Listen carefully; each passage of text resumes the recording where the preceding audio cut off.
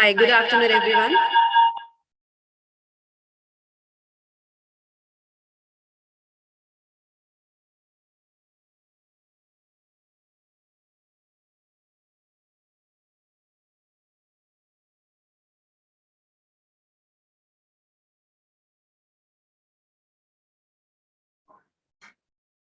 Good afternoon, everyone.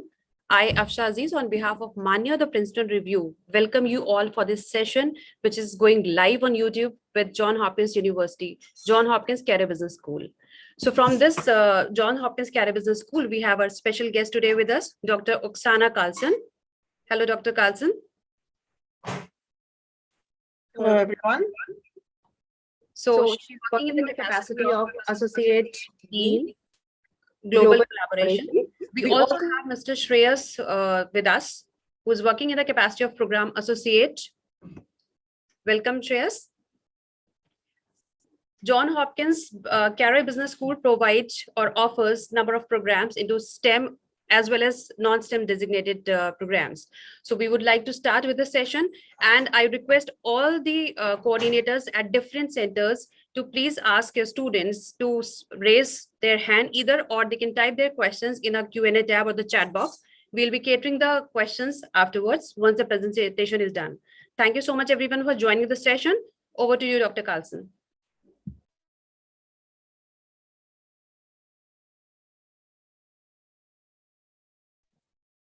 Okay, wonderful. Hello, everyone. And I would like to say hello to a group of people, students, parents, everybody who we have here in the room today in New Delhi, as well as hello to everyone who is joining us today in this live broadcast. So very nice to be here today. And here is my colleague Shreyas. So we represent the Johns Hopkins University Carey Business School.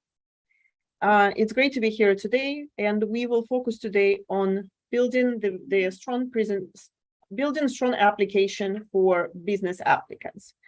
We will talk about programs that we offer at the Carey Business School. We'll talk about the Johns Hopkins University, more specifically Carey Business School, how to build a strong application, STEM programs that we will cover, specifically STEM programs at the business school.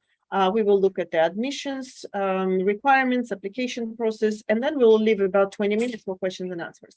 So I would encourage you to think about any questions, and you're welcome to ask questions in person for people who have joined us in the room, or you can type your questions here in the chat box. So let me switch to the presentation. Let's see if it's going to work. I hope it will work, right?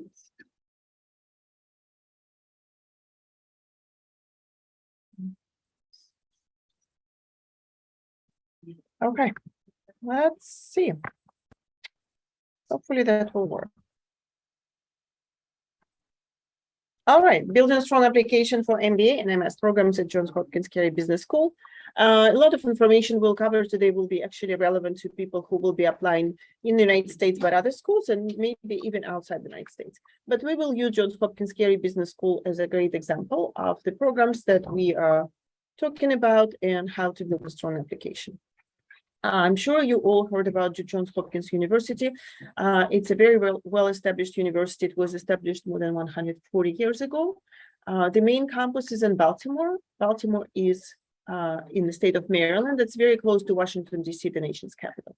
It's just about 1 hour drive from Baltimore to Washington, D.C. So generally, if you are interested in this area and you have a map there, I see, so you could look on the right side on the East Coast, and you will see where Maryland and Washington, D.C. are very close to each other, where it's located. We do have a long history of teaching business at Johns Hopkins University. We started teaching courses, business courses, back in 1916, so more than 100 years ago. But the business school was not established as a separate school. For a while, we were offering classes and programs like MBA and Master of Science to part-time student population, working professionals. And then in 2007, we received a big gift from Carey family, Carey Foundation, and that was to establish the business school. So our school is relatively new, but we did have, programs, we had content, we had faculty, students, alumni, even before 2007. Since 2007, we have changed a lot of things. We updated our program portfolio. We brought some very, very impressive faculty to our group. And here in the picture, you see this is our dean, Dr. Alex Triantis, and this is William Paul Carey from Carey family. Johns Hopkins University is quite well known. We are typically in the top positions in the rankings. The most recent ranking that came out, US News and World Report, is ranks Johns Hopkins University number 7 in best colleges, number 10 in the top 10 most innovative schools, and also in the top positions for best colleges globally. There are 27 Nobel Prize winners associated with Johns Hopkins University. That means they were faculty, researchers, students, alumni, some role that they had at the university. So that just tells you the level of talent that we have had and continue having at the university. Once you become a student, and then of course you graduate and become an alum, you become the part of a very large global network of 250,000, even more, Johns Hopkins alumni around the world. For those of you who are joining today, I invite you to use this little link and QR code if you have a chance to scan. There is a quick form that we typically just ask you a couple of questions to see what are your academic interests, what are your career interests, so we can learn a little bit more about you. We can stay in touch and you can ask specific questions. So this is something you are welcome to do and complete this quick form. So what is so great about Johns Hopkins Carey Business School as you consider where to apply, where you want to spend maybe several years of studying in the United States? Johns Hopkins was the very first American research university. So the tradition of academic research, we can say, started with Hopkins. So we have more than 140 years of innovation and research in academia. Baltimore, Maryland is often listed as one of the top technical hubs in the United States. So for those of you who have interest in STEM related positions, it's a great place to be. There are many companies focused on technology, analytics, data, big data, anything in that space. Top 10 best cities for business graduates. That was also something that we were mentioned for our location in Baltimore. Maryland also has the highest concentration of STEM workers in the United States. And this is not surprising because Washington, D.C. is the nation's capital. So we have many all the government agencies have, offices in Washington, D.C. And then these government agencies have big projects, big contracts, and typically there are contractors and subcontractors who work on those government projects. So anything around D.C., typically there are many technology-related companies. I would like to show you a couple videos that will give you a little bit better idea of what Baltimore looks like. Baltimore is one of our locations, and the main Johns Hopkins University campus, Homewood, is also in Baltimore. Our Carey Business School has a location in Baltimore. It's not on the main campus, but it will give you a little bit of a sense. And the second one is in Washington, D.C. So let's see. I hope it will work with the video and audio.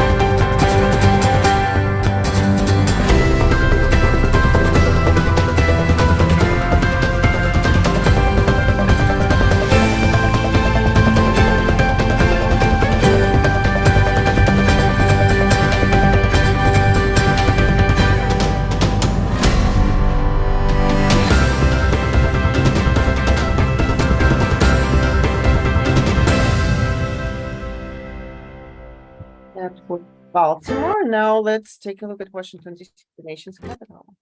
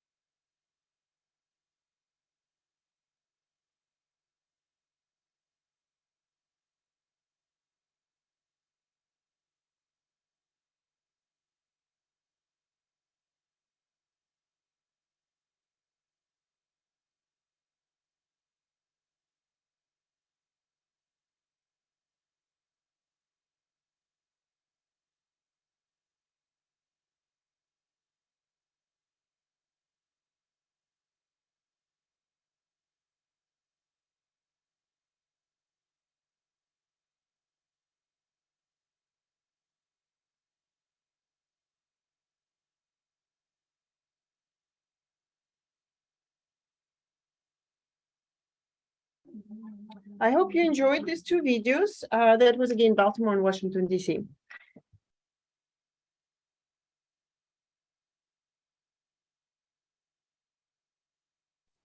So one of the recent trends that we have seen in business management education in the United States is that more and more technology and data analytics topics become incorporated into the business management curriculum. Why is it happening? This is something that we have seen in the industry. So when you think about any sector, any industry nowadays, everything is very much numbers driven. We collect a lot of data. We collect all types of information, data, survey feedback from clients, customers, right? About any product, anything that you would like to learn about, you would need to collect some data. So we, in the last 5-10 years, everybody now has access to cell phones, to all types of social media. We are on WhatsApp, on, Facebook, Instagram. So we have easy access to very large data sets. And so that drives, the way how businesses are doing things. Also with the pandemic, many companies had to shift and incorporate different approach, new technologies, platforms, how to be more connected, better connected, how to be more agile and flexible with how they do their business. So that's pretty much what drives the need to be more incorporating technology related topics in business education. So there are more and more STEM jobs now that are needed and are established, and many of these STEM jobs come with the type of training that we provide at the Johns Hopkins Carey Business School. Between 2017 and 2027, we expect at least 16% increase for the STEM related jobs. And based on the US Bureau of Labor Statistics, this is for United States market, but it may be also somewhat similar for India. In the US Bureau of Labor Statistics, the data shows that we expect an increase of job outlook, so very positive for younger people who plan their career. Like you guys, operation research analyst, 27% increase, so big increase for anything in operations research, marketing research analysts, management analysts, financial analysts, computer information systems managers. All pretty big increases that we see here. And these are the positions that some of our graduates will be getting or already are getting here. So this is very relevant. This type of career is very relevant to the education, the degree programs that we'll be talking about here. So let's look at our portfolio of programs. At the Carey Business School, we offer full-time MBA program. It's a program that is currently offered in Baltimore, Maryland, and we bring about 60 students from 27 different countries. They move to the United States, they spend 2 years with us, and they can pursue one of the two paths. We call them pathways. So one of them is called Health, Technology, Innovation. So anybody who is interested in something to do with healthcare in a very broad sense here, Health, Technology, Innovation. The second path is Analytics, Leadership, and Innovation. So it's more on analytics side. We also offer 6 Master of Science programs, and that includes 4 programs that are STEM designated: Business Analytics and Risk Management, Finance, Information Systems, Marketing, 4 STEM designated programs, Healthcare Management, and Real Estate. For the full-time Master of Science programs, all of these MS programs are designed in the same way, same format. It takes 12 months exactly to complete the program. There are 3 semesters, fall, spring, and summer, so they're designed as back-to-back. So very intensive program, and you will be done within 12 months. The programs, all full-time programs, start in the end of August, so we only have one intake that's called fall. So if any of you or your friends, colleagues will be applying right now, they will start in fall 2023. If you're applying later in the future years, it will be fall 2024, etc. So in the fall, you will start in late August, and you will get your degree for Master of Science program. You will get your degree in early August, so exactly 12 months. 36 credits that you will complete. We talked about the STEM program. So one of the very attractive things that come with the STEM designated programs is your opportunity to do an OPT. The way it works, if you go to the United States on a student visa, if you apply to a full-time program, hopefully you get admitted, you will need to get a student visa. And so once you study in the United States on a student visa, there are certain requirements, how many credits you need to take. Once you completed the program, you get your diploma. From that time, your degree and diploma. From that moment, you can get a job or internship in the United States. If it's a non-STEM program, it's up to 1 year. So you could stay in the United States if you found a job or internship related to your program of study. For STEM designated programs, it gives you 2 more years of STEM extension, OPT extension. So for STEM designated programs, it's up to 3 years. And many international students, of course, find it very exciting because it gives them a chance to build some work experience in the United States. For all of our classes, we split students into cohorts. Cohort is the group of students, and typically it's about 45 students. And this is the size of our classrooms. So our classrooms are relatively small. So it's a small, type of setting where you will know faculty quite well. You will know your friends and colleagues in your cohort quite well, and the other way around. I will also mention the option we offer a second degree program. This is for our current students. So first you need to decide which program you want to pursue from the list of programs we already reviewed. And if you want to pursue another program, there is an option to do that as the second year, in the second year as a second degree. You don't have to do that, but some people find it very helpful if you want to build some additional expertise and skills that will help you be more competitive and stronger in your area where you plan to work. As an example, if somebody wants to work in fintech, it's possible that somebody will decide to do 2 programs. Maybe first you come and get admitted to finance, which is financial econometrics. You finish your finance program, and then you can, within that first year, you can apply within the school already, and then you spend the second year doing, let's say, information systems program. So you get both, the technology part, IS, and MS Finance. So that's just one scenario. There are also examples when our students worked on finance program, and first maybe healthcare management, because they wanted to work in healthcare management as a sector, but they wanted to focus on investment in healthcare management, for example. So they did healthcare management and finance. And then after that, you could still stay on OPT. So there's just one of the scenarios to consider. I will talk a little bit about the specific programs, and maybe Shriyaz and I can take turn. Would you like to start with the MSIS program? Hello, everyone.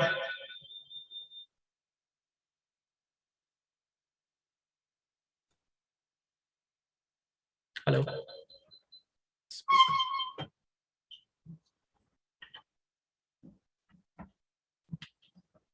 Hello.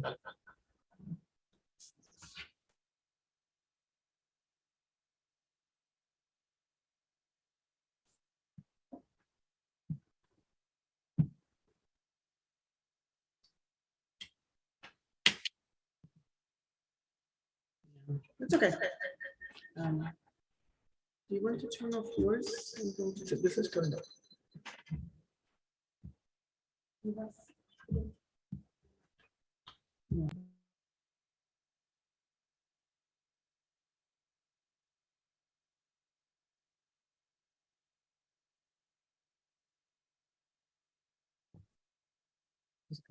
Yep.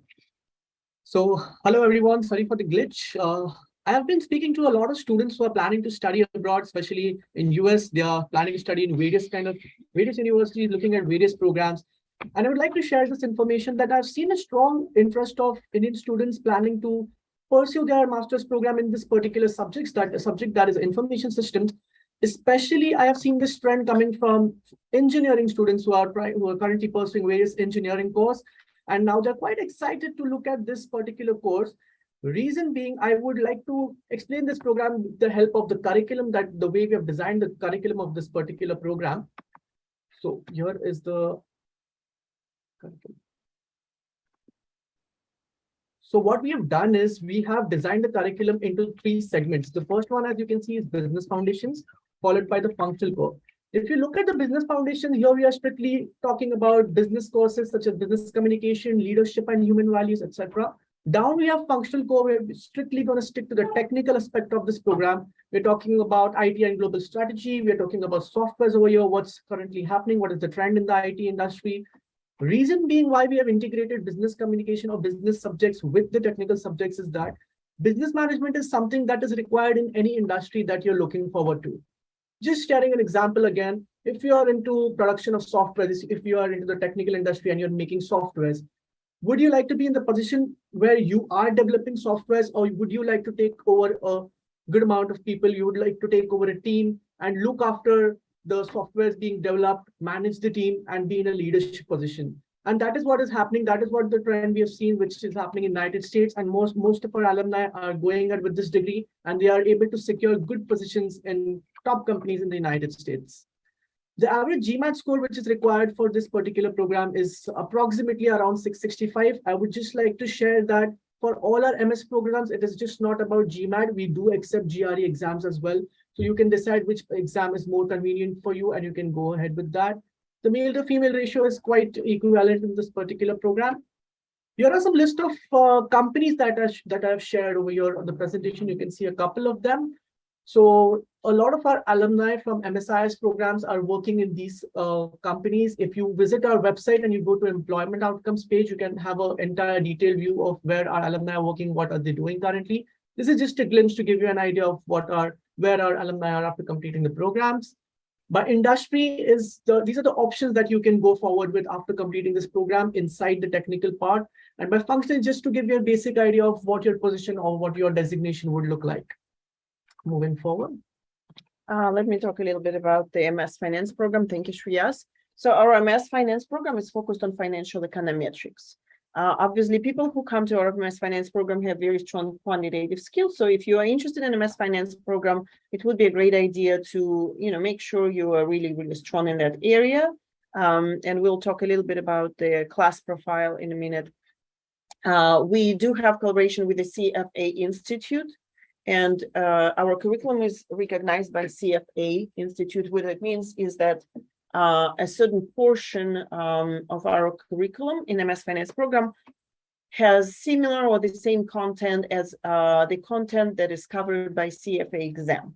We don't have a goal to prepare everybody to take Cfa exam, but many of our students actually do take Cfa exam, and sometimes they even have Cfa level 1 before they come to Carey Business School. Sometimes they work on their level 2 during the program. So that's something many of our students are considering. There are some examples of the courses listed here, and we can look at the curriculum a little bit more in detail. You start with business foundations. This is 7 courses.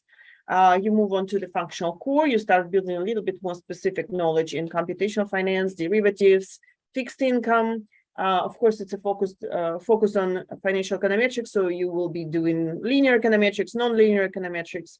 Then you look at the electives, and you can select 4 courses out of them. It's pretty impressive list that you can select. There are some newer courses: big data, machine learning, entrepreneurial finance, financial risk, merger and acquisitions, very popular course, wealth management. Many people, international students, are interested in this. Class profile, as I mentioned, typically MS Finance applicants are very strong in quantitative skills. So the average GMAT is a little bit higher than some of the other programs, close to 700. Actually, the last year, I think it was above 700. What is interesting here, I'll mention for all of our Master of Science programs, we do not require work experience. So people are allowed to apply from the last year of the bachelor degree program. Of course, people who have already received bachelors and maybe had 1-2 years of work experience are welcome to apply as well. But the work experience is not required. So that's why you see it's just half of the year experience in average. And you see also employment outcomes here. The average salary, this is from several previous years. The average salary after graduation was $70,000. This is annual salary, and this is average combined for all students who graduated from the same program. We do not separate for data. We don't separate domestic students, international students. So this is all combined. Opportunities for people who completed the MS Finance degree by industry. Many people go into financial services. That's maybe most common path. But within the financial services, there are so many paths. There is commercial banking, corporate finance, securities. There is fintech, of course. There is a little bit more, intersection between financial services and technology. Hedge funds, investment banking, so many different opportunities. Many people work at Big Four firms, very common as well. Consulting, another very popular opportunity. We'll move on to business analytics and risk management. That's a program that attracts a lot of people, similarly to how Shreyas talked about MSIS. We see many people who come to business analytics from engineering, computer science, any type of engineering, computer science, data analytics, anything on the technology side background, which is helpful because this is very quantitative program. There are two parts in this program: business analytics, where you will learn to do analysis, analyze data and what does it tell us, and how does this analysis help us make better business decisions. On the risk management side, you will learn to understand and categorize what type of risks categories of risks are there that are faced by your organization or any organization. And then you will learn to use certain tools and models to evaluate those risks. How damaging, how dangerous and negative those risks would be unless you develop a strategy how to avoid those risks. So that's the risk management part. Example of the curriculum here, and you will say again, you start with business foundations, 9 courses. You dive into functional core that already starts, you see more and more analytics as you progress with the program. Advanced business analytics, there are data analytics. And then for electives, you can select some general electives or more quantitative electives, continuous time finance, customer analytics, data science, and business intelligence. These are some of the newer courses. Class profile, very high Gmat exam again, a very strong quantitative focus. And then when the students graded, they go to, again, 70% to financial services, consulting, nonprofit, technology, a little bit of other sectors as well. Career path, again, we already talked about financial services, consulting. If you work in business analytics, really, you could work anywhere else, in any sector, because every company, every sector now require, build some sort of business analytics position. So the whole analytics part is really growing in the last few years. Do you want to talk about marketing? So another interesting subject that we have over here, as we said earlier, we have 4 STEM designated programs, and this is the last one out of them, marketing, MS in marketing. I would say MS in marketing is one of our strongest programs that we have in our inventory. We do get a lot of students from various academic backgrounds for this particular program. So the best thing about Carey Business School is that we do not have any particular prerequisites. It is not like, for example, when you talk about MS in IS or MS in marketing, you're not supposed to come only from BBA background or something like that. We get a lot of students from various academic backgrounds, like from engineering, from arts, from commerce, from business, etc. So feel free to go ahead with this particular program. I'd like to talk about the curriculum of this particular program as well. So the highlight, I would say, of this program is that if you look at the right-hand side on the electives courses, here you get to customize your own curriculum depending on your needs, depending on your goals that you have decided in mind, and you can select up to any 6 subjects of your choice. So you can make it more strategic when it comes to courses, or you can make it a bit analytical as well. Again, depends on what your goals are. The total credits should come up to 36 credits again, as we can see, 24, 16, and 12. Average Gmat scores in front of you, 681, and male to female ratio when it comes to here, we do get a lot of female students in this particular program, but yes, the percentage keeps changing every year. Some examples of what industry you can plan for after completing this program. The designations are in front of you. And again, we do have a huge list of companies where our alumni are working, but this is just to give you an idea, a glimpse of the companies over here. Thank you, Shreyas. We also have a program that is called MS in Healthcare Management. So we are a business school. We're not training people, in medical sciences. We don't train medical doctors, nurses. So what do we teach? We teach healthcare management. We train people who will be working on the business side of healthcare. So healthcare sector is the fastest growing sector in the United States, in China, and I believe in India as well, and probably in many other countries. As you know, there are so many topics, problems, research areas that everybody is facing. I mean, COVID would be just one example, but think about the business side of COVID. There are so many things that have evolved related to this whole pandemic, but just the companies that are changing the way they do business, the whole, requirements for travel requirements where, you take the tests and everything. There's a lot of business part of anything related to COVID. So that's just one example.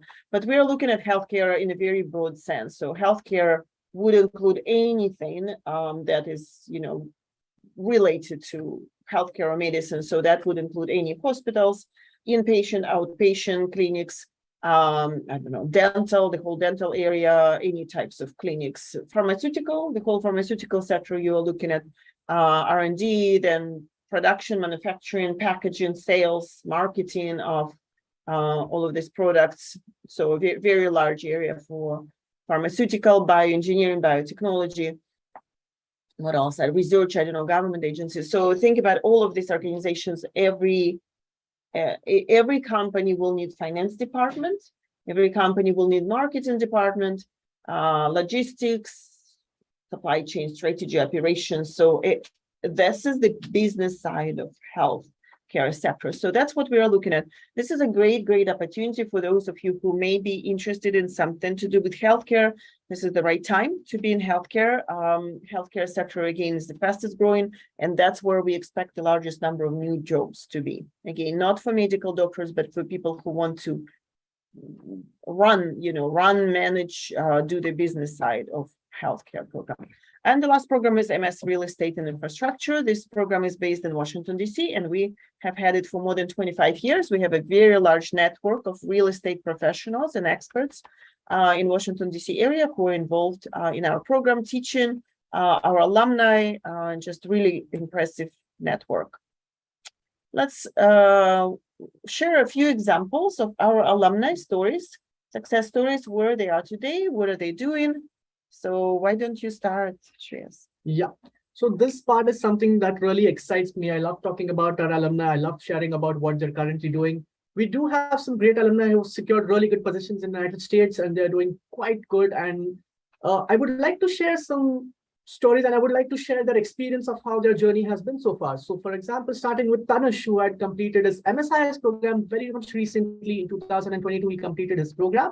So initially, he is an engineer. He has completed a Bachelor's of Engineering he's from Bangalore. He completed his bachelor's program in Pest University, post which he took a small 6 months break to prepare for he was working as an intern, and he was also working on his application. After completion of this particular MSIS program, currently Tanush had come down for a couple of weeks over here to meet his family, and now he's back. He's selected at IBM, so he's presently based in California. He secured a really good job, and we have a short message directly from Tanush, which I would like to share. I had an amazing experience at the Johns Hopkins Carey Business School. Right from the time I started my applications, the essays and the interviews makes you think out of the box and gives you an enjoyable experience. I chose to do my MS in Information Systems at Carey because of its uniquely crafted curriculum that has the right mix of technical and business subjects. I was able to build my skills in machine learning, deep learning, and the other domains of AI while equipping myself with some of the best in business skills that can make me excel in the most challenging scenarios in my everyday and professional life. By giving multiple presentations and working on multiple projects which were part of the coursework, I was able to build my portfolio and even get selected to publish my research findings from one of my projects at the end of my course. Carey helped me build valuable connections with people all over the world. My professors and the entire CDO team provided a lot of support and helped me reach and even sometimes exceed my career goals and expectations. I am now working as an artificial intelligence engineer at the IBM Silicon Valley Labs, and it is because of all the support and learnings at Carey that helped me prepare and land my current job. Having received both the Dean's Merit Scholarship during my admit and the prestigious Beta Gamma Sigma honor during my graduation, I am truly grateful to all that Carey has given me throughout my entire MS program. It has been one of my best experiences, and I will always call the Johns Hopkins Carey Business School my home. As you can see, we share a really deep bond with our alumni. So any of the prospective students who are planning to submit their applications for Carey or want to know more about their experience, their alumni's journey personally, and would like to connect with them, feel free to contact me, and I would be happy to connect you with one of our alumni available. Here are some more examples available of our alumni. Again, Mukesh Kumar had completed his MBA in the year 2013, and one of our most strongest alumni that we have, he had started working for Marriott International. He worked there for a couple of years, and recently he has switched to Facebook, and his current position is Global Manager for Global Program and Process Management in the United States. In United States. Yeah. Showing you a couple of more examples. Most of these alumni that we are talking about are still based in United States. So the best part about our alumni is that Once they complete their program, all of them have secured strong positions. They're working in all top companies, and still they are based in the United States. They're working over there. These examples which I'm talking about from year 2013, 2015, 17, we are in 2022. Our alumni is doing quite well over there. Rajat Parashara is also an MBA pass out, currently working for ENY, and he is an investment banking associate at present.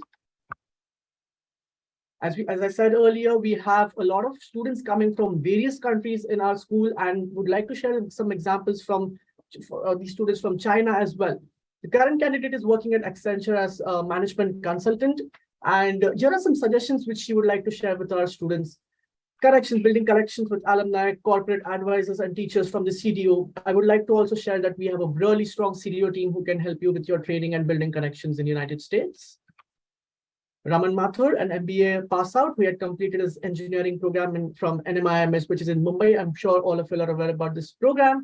Our students also engage in quite a lot of student organizations. For example, Raman was president of the entrepreneurship club in Johns Hopkins Innovation Factory. Again, Jatali had completed his MSIS program in 2015, and he has secured a very strong position in one of the topmost companies that we all must be dreaming of, especially the engineering students, which is Microsoft. Again, a great example, a great success story. Adi Rastogi, MSIS 19, working for Inca Digital Securities as a technical consultant. This is something from finance. She had completed a graduation from Sri Ram College of Commerce, which is in Delhi. VP of the Finance Discussion Group, VP of this Capacity Building Women in Business. As you can see, our alumni do participate in a lot of student organizations. Again, a MS in Finance program. So people who are planning for MS in Finance, or people who are planning for business analytics and risk management, do have a great opportunity, do have a great chance to get into the consulting industry, which is again a strong industry if you're planning to go ahead with that. Thank you so much, Riaz.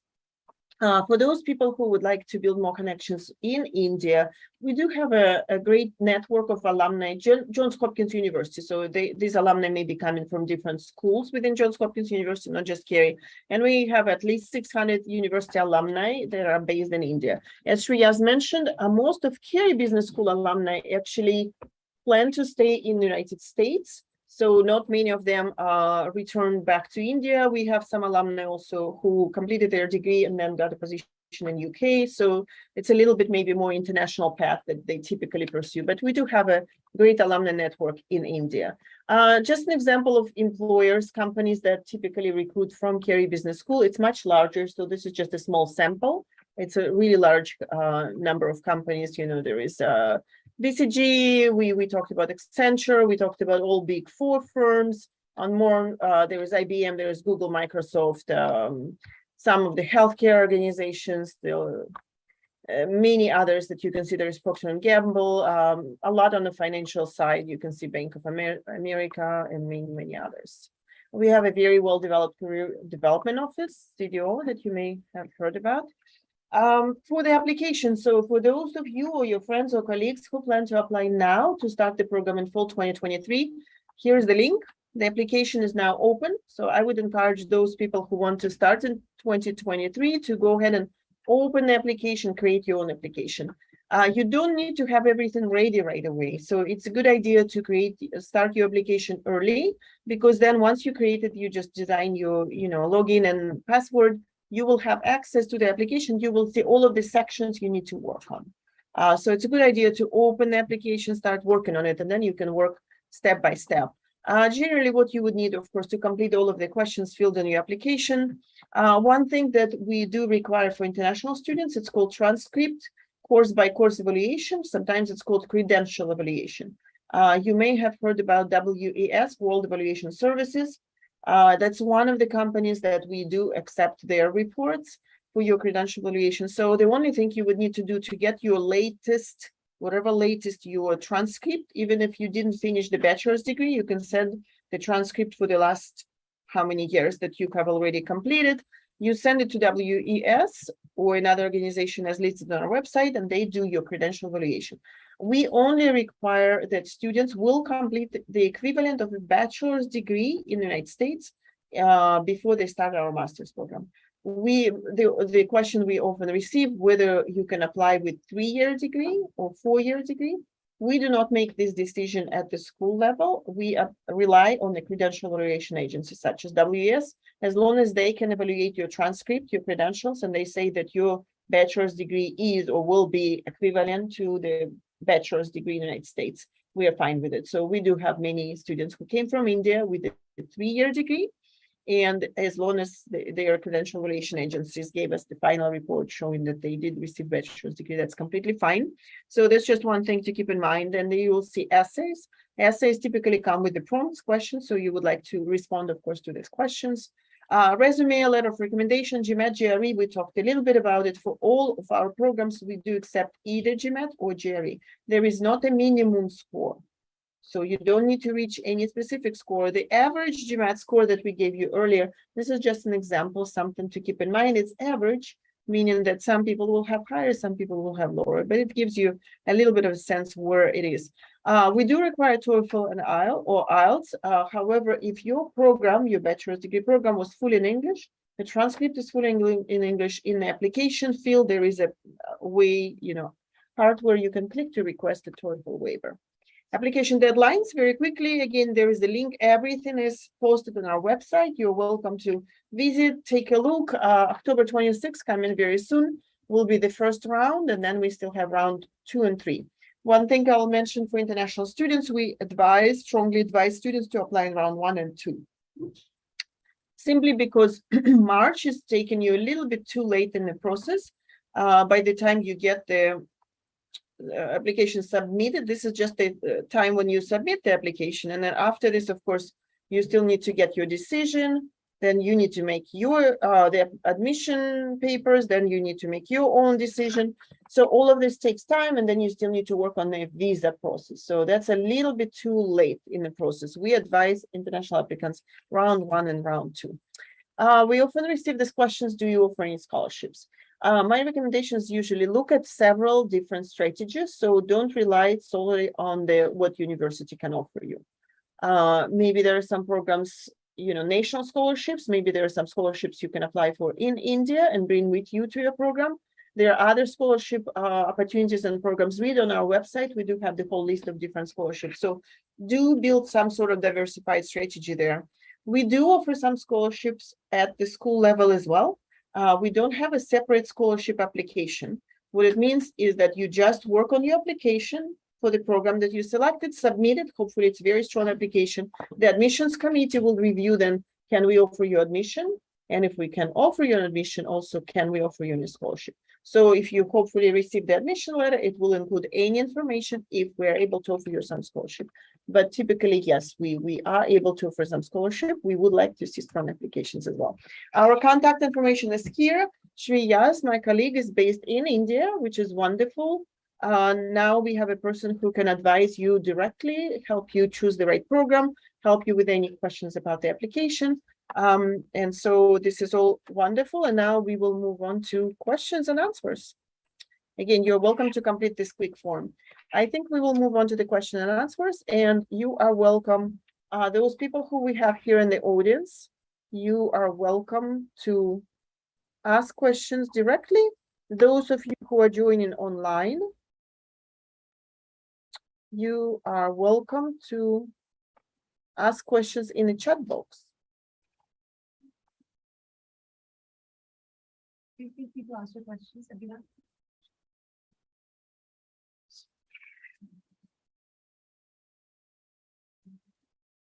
There's a question in the chat box. Maybe you can help me with questions if you read the questions. And you can read the question.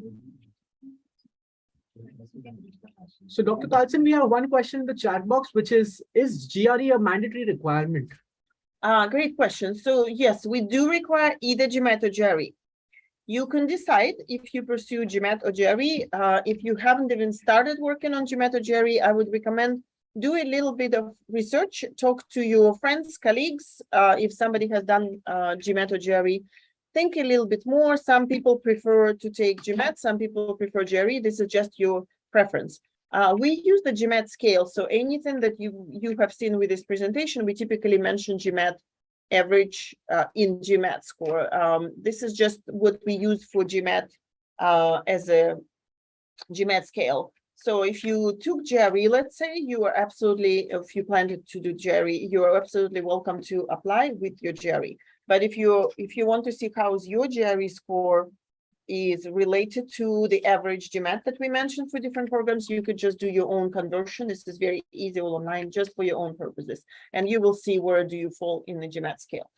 There is no difference, there is no preferences. You're not going to get any strong points or minus points or anything either way. Any other questions from the audience here? I have a few questions, though. Can we speak a little about the dual degree and how the MBA in dual degree is different from this 2 years MBA? Sure. So here's the question about the dual degree. So on our website, you can explore. We do have some dual degrees. Depending on the dual degree, there are certain requirements. So in this case, we have somebody here who is interested in MPH, MBA. In this case, you apply through MPH, that's a School of Public Health. So you really need to be admitted first to make sure you're admitted to the MPH program first. And then your program will incorporate classes from MPH program. It will also incorporate classes from our full-time MBA program. So you will spend quite a bit of time with students who just come into our full-time MBA program, and you will be working in your plan. Yeah. So would that be a STEM or a non-STEM? So our MBA full-time program is non-STEM program. There is actually a lot of STEM content, but it's not a STEM designated program. A dual degree would be non-STEM. It's not about the dual degree. The dual degree means that you receive 2 degrees from 2 different schools. You will receive MPH from School of Public Health. You will receive MBA from Carey Business School. Our MBA program is not currently STEM designated program. No. So yeah, it doesn't change whether it's dual degree or just an MBA degree. Okay. And then would that have less weightage because it's 1 year in the dual degree and otherwise it's a 2-year MBA? The dual degree means that it's designed in a way that it allows you to pursue 2 degrees together. And this is a little bit unique. Dual degree is a little bit different story. So again, I think we'll have a chance to talk a little bit separately maybe about it. Yeah. Because it doesn't apply to the path when people just come directly for the full-time programs. Yeah. There is a question? So for the application, there's like the code for our exam, like Gmat or GRE. Yeah. Then there comes the like recommendation Mhm. and then the essay. Like, which of them has how much weightage? Like which of them is something that you prefer to do the strongest? Right. This is a great question. We often receive this question and students try to understand, what should I focus on more to build strong application? We really do look at everything in your application. So there is not one specific area that you would want only to focus on this and maybe pay less attention to other components. So an example would be, for the MBA students, we do want to see applicants who have at least 2-3 years of work experience. So anything related to your work history, progression in your career would be, very relevant and very helpful. For MS applicants, even though we don't require work experience, we still would like to see what have you done outside of the classroom, hopefully. Maybe it's something where you worked on, certain projects, maybe you did internship, it would be great to see that, and the right place to reflect all this would be resume.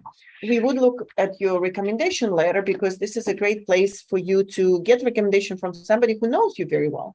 We can look at your transcript, we can read your, papers that you submitted, but the recommendation letter could be very helpful to hear a little bit more about maybe your leadership skills, how you take initiative, maybe how creative you are, something specific and something particular that we can see in the rest of your application. The Gmat GRE is still very helpful. As you have seen, some of our quantitative programs like MS Finance, Business Analytics program, and some others, they're very quantitative. So we would expect to see, relatively high score for Gmat GRE if you're applying to strong programs that require strong quantitative skills. So it's really a combination of things. But one thing that I would recommend, very often students ask, when I apply, I'm not completely happy with my GPA. So by the time you apply, let's say, even if you're still in your last year of your bachelor's degree, it would be your last either 3rd or 4th year right now, right? If you apply right now, or especially if you completed your bachelor's degree, you can't do anything about the GPA. It's what it is. So, worrying about GPA in this situation doesn't help anything, right? So focus on those areas that you can improve, right? Maybe you could still improve your Gmat GRE. That would be a great place, especially if you're not happy with your GPA. Gmat and GRE would be a great place to show, something strong. So focus on those areas that you can really improve. Let's see if we have any other questions in the audience or people would like to post in chat. Let me just check the chat here. Any other questions here from the audience? So Gmat and GMA school is seen as a cutoff, or it is have some weightage in the admission application? No, we don't have a minimum score, meaning the Gmat or GRE, not both, of course. You will choose whether you take Gmat or GRE. We don't have a minimum requirement. We are really looking at, I would suggest look at the average Gmat score that we shared with you. That will be good, good guidance that you will see where is your Gmat score in relation to those that we shared. You don't want to be too low, obviously. The higher, the better, but this is average. So it gives you a little bit of a sense where is the group, but we will look at other applications. So it changes from year to year simply because the pool of candidates, pool of applicants changes also from year to year. So there may be a year where everybody is just really, really strong. There may be also another year where everybody is slightly lower. So the average will be shifting a little bit from year to year. Yeah. I think in this talking part, do you accept 15 years for education or you need 16 years of education? Yeah, we talked a little bit about it. So at Carey Business School, we are not making this decision. We are allowing people to come to study in our master's degree programs as long as they completed bachelor's degree, what is evaluated as the equivalent of United States bachelor's degree. So there is one step that we ask international students to complete is that they need to submit, they need to work with the credential evaluation agency, such as WES, World Evaluation Services. That's just one of them. We do have several others on our list, but typically Indian students work with WES. And all you need to do is just to submit your transcripts to them, and they do this evaluation, and then they send the final reports to us. That's all we expect to see. We don't make this decision in school, but based on our experience, we do have some students who come after 3-year degree, as long as it's evaluated as equivalent of bachelor's degree in the United States. So we're not making this decision. And it may be a good idea also for you to just give a call to WES first, to give a call and, I don't know, talk a little bit just to see what they say. But again, in our experience, we did receive reports from WES, person who got 3-year bachelor's degree, they evaluated as bachelor's equivalent. That's the main requirement for us. Anything else? There's another question in the chat box. So how many years of experience will be helpful or is required for master's program? Sure, that's a great question. We do not require work experience, full-time work experience for Master of Science applicants. So some of the Master of Science applicants go directly from bachelor's degree to master's. So then in this scenario, they would be applying in their final year. If it's a 3-year degree program, it will be their 3rd year. Fall of the 3rd year. If it's a 4-year degree program, they would be applying in the 4th year. So we do have some students who only come, with a bachelor's degree and maybe just a few months of internship. We also have some students who completed bachelor's degree and maybe got 1 or 2 years of work experience. So it's maybe that, profile, this group of students who have a little bit of experience, maybe about a couple of years.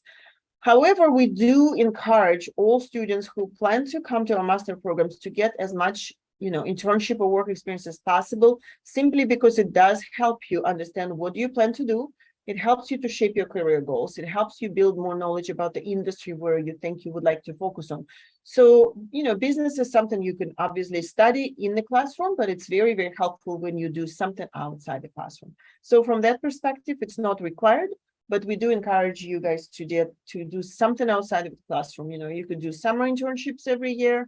You could do something else, some projects, volunteering, something where you could build your knowledge about the industry, your leadership skills, understanding of the industry, teamwork, how to take initiative, all of these skills that is very helpful for you as a business student.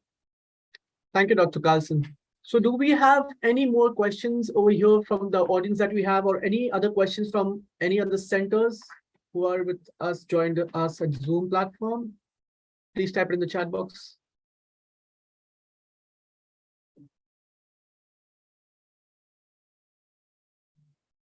Maybe our advisors, what type of questions do you normally receive? Anything that you think we would like to talk about that we didn't cover?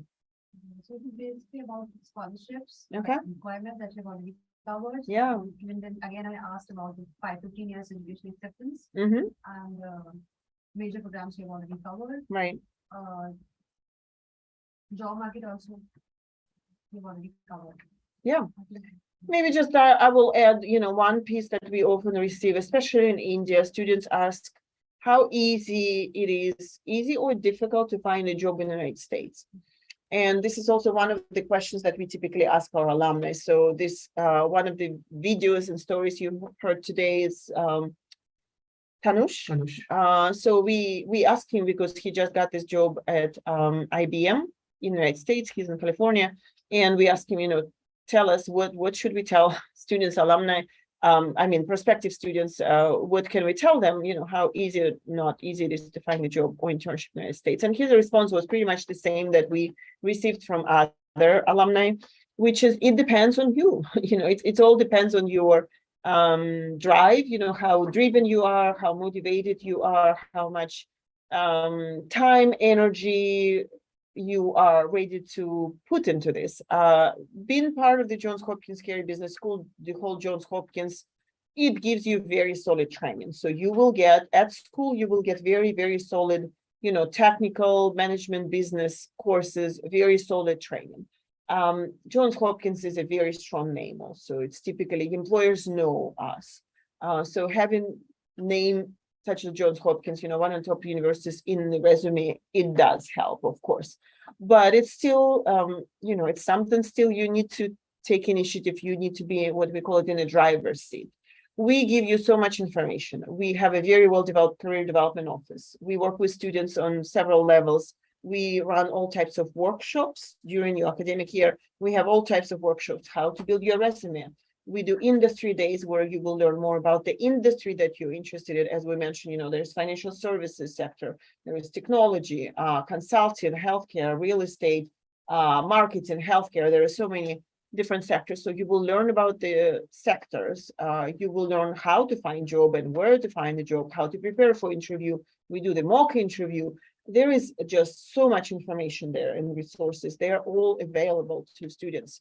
Then we also have career coaches. Our career development center includes coaches, advisors. So students work one-on-one. And we ask students to be in the driver's seat. We tell, you are the driver. You are going to tell us what are your career goals. And we will work with you and help you shape your strategy based on your career goals. We're not going to tell you what you need to do in your career. So all of this is absolutely available, and you are welcome to utilize all these resources and build your network. So it depends on how driven and motivated you are and how much energy you will put in it. That will define the outcomes. But as we mentioned, in Carey Business School specific examples, alumni tend to stay in the United States and find some great opportunities. Obviously, they're doing quite well and they're very successful. One more question. When is the right time for the student to contact the university staff for OPT or OCT options? Sure. So this is not something you need to do before you apply or before you need to admit it. So OPT and CPT. Right. Well, once you're admitted, there will be so much information that you will be receiving from admissions office. Then you start receiving from the program office. Then the career development office works with you. We also organize. So typically the way it works, if you applied in round 1 or 2, then sometime by March, you will have all your information in terms of your next steps, how to work on visa. Then maybe sometime after March, April, May, and during summer, we build the program groups. We start communicating with people before they even arrive. We typically introduce people to each other so they can look for housing options before they, plan what to do and where to live in the United States. Then students, typically international students, are required to arrive sometime in mid-August. early or mid-August, and we organize international student orientation programs. And so during the orientation, a lot of questions will be covered from Office of International Students, questions about, related to OPT, CPT. This is something a little bit later once you become a student. So not something students need to worry about before application. Well, if there are no questions, I think we would like maybe to wrap up and say thank you for our colleagues for organizing this session. Thank you for everyone for coming and joining us today. We shared our contact information earlier. You're absolutely welcome to connect with me, with Shreyas, who is based in India. And we hope that, everything will be going well with you all, that you will at some point maybe consider some of our programs, and we hope it will be successful. Maybe we'll see some of you as our students and alumni. And thank you all. Thank you, Dr. Carlson. Thank you, Shreyas, for your valuable time. Those who still have questions or those need to know about profile building, they can contact our advisors and get in guidance on profile building. Thank you so much for your time, everyone. Take care. Bye.